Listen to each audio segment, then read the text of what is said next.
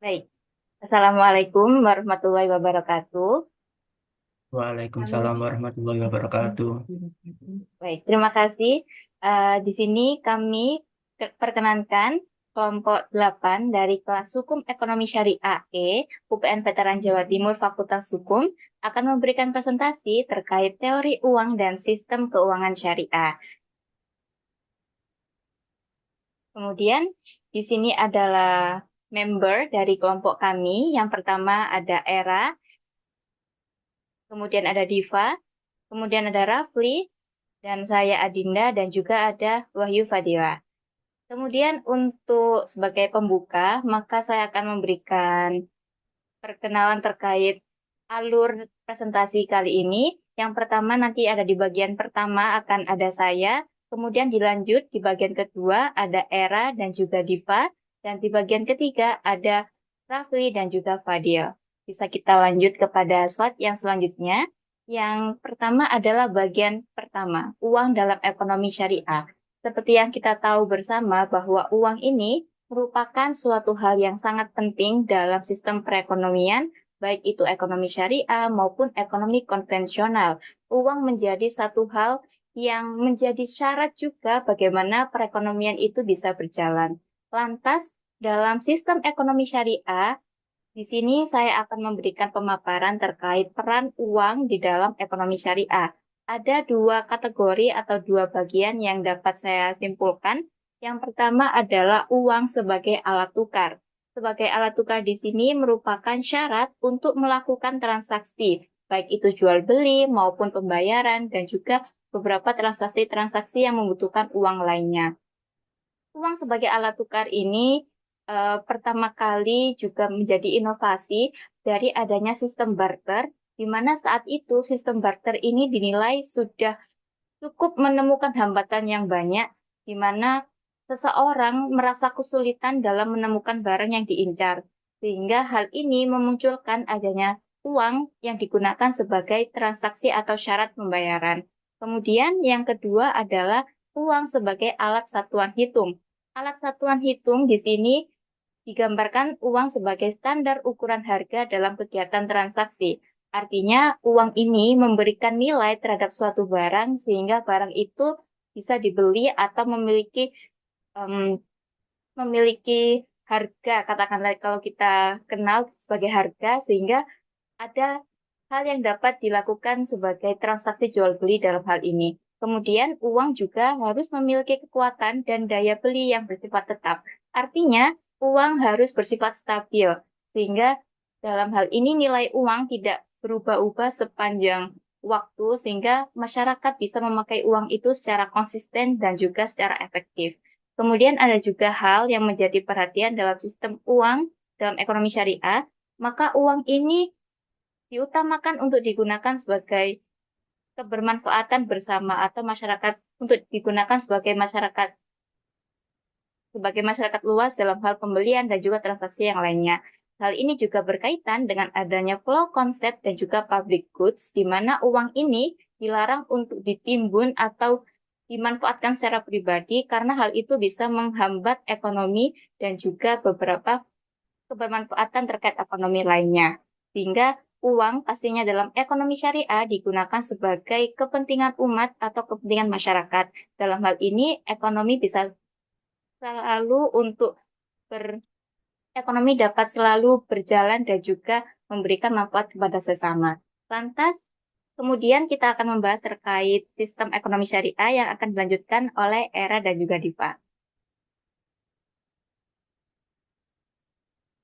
Baik, setelah pembahasan mengenai peran uang di sini, saya akan menjelaskan terkait prinsip sistem sistem keuangan syariah. Menurut Nur Hayati dan Wasila, dikutip dalam jurnal karya Evi Mutia dan Natsah Musrifah berjudul Pendekatan Makosyid Syariah Indeks sebagai pengukuran kinerja perbankan syariah di Asia Tenggara, bahwa prinsip keuangan Islam dalam hal ini adalah perbankan syariah sebagaimana yang diatur dalam Al-Quran dan juga hadis, mengatakan bahwa adanya pelarangan riba, pembagian resiko, dan menganggap uang sebagai modal yang potensial, serta larangan melakukan kegiatan yang sifatnya spekulatif, serta kesucian kontrak dan aktivitas harus sesuai dengan syariah. Jadi dalam hal ini, prinsip sistem keuangan syariah terdiri atas prinsip rela sama rela atau antara dim minkum. Tidak ada pihak yang menzalimi dan dizalimi, al-tahzlimuna wala tuzlamun, hasil usaha muncul bersama dengan biaya atau al-kharaj bi al-daman, dan untung muncul bersama resiko atau al-damu bi al-ghurmi.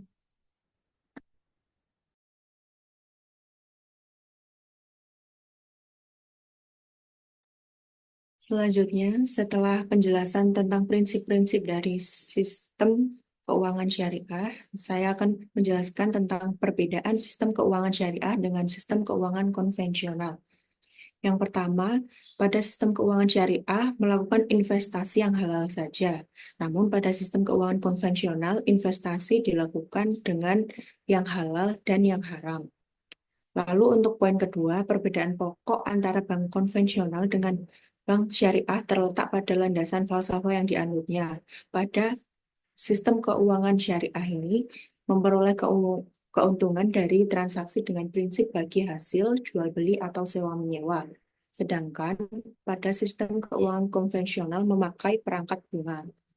Untuk poin ketiga, orientasi pada keuntungan, kemakmuran, dan kebahagiaan dunia akhirat pada sistem keuangan syariah. Sedangkan pada sistem keuangan konvensional menggunakan orientasi untuk mendapatkan keuntungan sebesar-besarnya. Lalu pada poin keempat, pada sistem keuangan syariah, penghimpunan dan penyaluran dana harus sesuai dengan fatwa Dewan Pengawas Syariah. Sedangkan sistem keuangan konvensional, penghimpunan dan penyaluran dana tidak perlu mempertimbangkan fatwa Dewan Pengawas Syariah. Untuk poin kelima, struktur organisasi di dalam struktur organisasi bank syariah sendiri ini diawasi oleh Dewan Pengawas Syariah. Sedangkan untuk sistem keuangan konvensional diawasi oleh Dewan Komisaris. Selanjutnya akan dilanjutkan oleh rekan saya. Adapun tantangan yang dihadapi oleh sistem keuangan syariah. Yang pertama, adanya kekurangan sumber daya insani yang ada. Jika dilihat dari segi kuantitas, maka Indonesia masih lebih tertarik pada sistem ekonomi konvensional daripada sistem ekonomi syariah. Apabila dilihat dari segi kualitas, maka dapat dilihat dari kurangnya lembaga pendidikan yang ada, khususnya perguruan tinggi yang membuka studi keuangan syariah. Yang kedua, produk yang ditawarkan masih didominasi oleh produk-produk konsumsi. Hal ini dapat dilihat dari produk yang ditawarkan seperti KPR, kredit kendaraan, dan sebagainya yang mendominasi tak kurang dari 70% produk syariah yang ada. Tak beda dengan kredit konsumsi tradisional. Hanya saja elemen bunga disamarkan dengan elemen biaya dan margin profit. Yang ketiga, belum siapnya pengembangan sumber daya manusia mengenai pengetahuan syariah. Hal ini dikarenakan pada prakteknya sumber daya manusia yang disiapkan hanya melalui proses hafalan-hafalan mengenai ekonomi syariah tidak dengan pemahamannya. Terkadang etika bisnis dan konsep Islami belum dikuasai secara komprehensif oleh sumber daya manusia yang ada. Yang keempat, ketatnya persaingan antara ekonomi syariah dan dengan sistem ekonomi konvensional. Bank syariah harus berinovasi untuk menciptakan produk dan layanan yang mengedepankan keunikan dari prinsip-prinsip syariah ini dan kebutuhan nyata dari masyarakat yang tidak mengimitasi sistem ekonomi konvensional.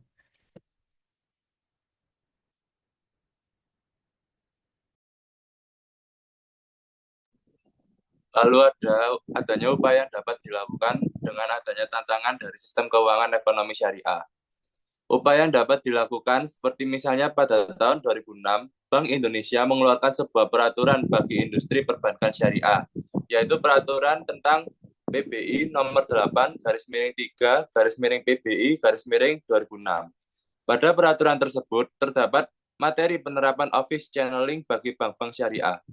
Tujuan dari adanya kebijakan tersebut agar meningkatkan akses masyarakat kepada jasa perbankan syariah, dan dengan hal tersebut juga dapat diharapkan bank syariah tidak perlu lagi untuk membuka cabang unit usaha syariah atau yang disingkat dengan UUS di banyak tempat dalam memberikan pelayanan perbankan syariah, sehingga biaya ekspansi jauh lebih efisien.